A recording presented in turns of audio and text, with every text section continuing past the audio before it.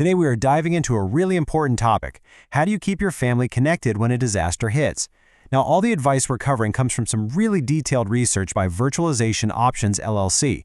They're a Colorado-based tech advisory group, so you know this is solid, expert-level stuff. Okay, let's get right into it. So just think about that for a second. It's a really simple question, right? But for most of us, it's actually kind of tough to answer. When all the systems that we depend on every single day just vanish, that's when the panic can start to creep in. And that's exactly what we're here to help you prevent. All right, so here's our game plan. We're going to break this whole thing down. First, we'll talk about why this is so incredibly critical. Then we'll look at the specific pieces of tech that can save the day. After that, we'll actually build a practical plan. And finally, we'll cover how to make sure that plan is always ready to go. So let's start with the problem itself. In almost any major emergency you can think of, a hurricane, a big earthquake, a widespread power outage, our modern lifelines, our cell phones and the internet, they are almost always the very first things to go down. And really, this is the bottom line. This isn't about being paranoid, not at all. It's just about being prepared. Having a solid plan gives you peace of mind, sure, but way more importantly, it gives you a clear, calm path to reconnecting with the people who matter most when it counts. Okay, so what do we do when our phones are basically just expensive bricks? Well, that's when we open up our emergency tech toolbox. And I want you to think of it just like that. You wouldn't use a hammer to turn a screw, right? The same logic applies here. We need the right tools for the right communication job. The very first tool that every single person should have is a NOAA all-hazards radio. Now, this isn't your average AM/FM radio. Think of it as a direct line to official, life-saving info from the National Weather Service. And the best part? It works completely off-grid. So what makes this thing so essential? It's all about reliability.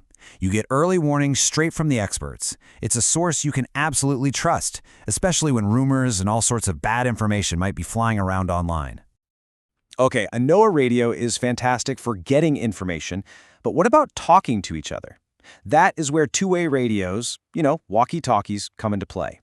These little guys let you communicate directly with your family in your local area, no cell towers required. Now, this brings you to a pretty clear choice. On one hand, you have FRS radios. They're simple, you don't need a license, and they're perfect for a really small area, like around your neighborhood. But if you need more power and way more range, GMRS radios are a total game changer. The only catch is you do need an FCC license for them. And before you get intimidated by the word license, let me tell you it is incredibly straightforward. There's no test. You just apply online, you pay a one-time fee, and that one license covers your entire immediate family for a whole decade. It is a fantastic investment in your family's safety. All right, now for a more high-tech tool in the toolbox, satellite internet, like Starlink. If the local internet grid gets completely knocked out, this kind of system can pull a connection directly from space, keeping you online for critical updates or communication. It's pretty amazing. And the toolbox doesn't stop there. The whole goal is to have layers of options. A simple AM/FM radio, a classic landline if you still have one, or even more advanced stuff like satellite phones or ham radio. They all add redundancy. The key is to never, ever rely on just one thing. But look, having all the right tools is really only half the battle. Now let's talk about how to turn that pile of tech into a simple, actionable plan that everyone in your family actually understands. And we can do this in 4 really simple steps. We're going to identify some key info, determine our methods of communication, document the plan so everybody has a copy, and finally, we're going to test it to make sure the whole thing actually works. So first up, identify the absolute basics. Who is your out-of-state contact person that everyone can call to check in? Where is your local meeting spots if you all get separated? And this is critical. Have all of these numbers written down on paper, not just saved in your phone's contacts. Next, let's assign rules to our tech. Your primary method, of course, is always going to be your cell phone. But what's your backup plan? That could be your GMRS radios, all set to a pre-agreed channel. And for getting those official alerts, well, that's the job of the NOAA radio. See? You're creating layers of redundancy so you're never totally in the dark. A plan on a piece of paper is a good start. But a plan that's been tested and maintained is one that will actually work when you need it. So this final section is all about making sure your plan and your gear are always ready to rock. Here's what you do. Set a reminder on your calendar for every 6 months. Go through the plan as a family. Are all the phone numbers still correct? Do all the devices have fresh batteries? And actually take the radios outside and practice with them. Make it a family routine. And please, please do not forget this part. All this amazing technology is completely useless without electricity. Simple power banks for your phones are an absolute must. A solar charger is even better for a longer outage. Power is a critical part of your communications plan.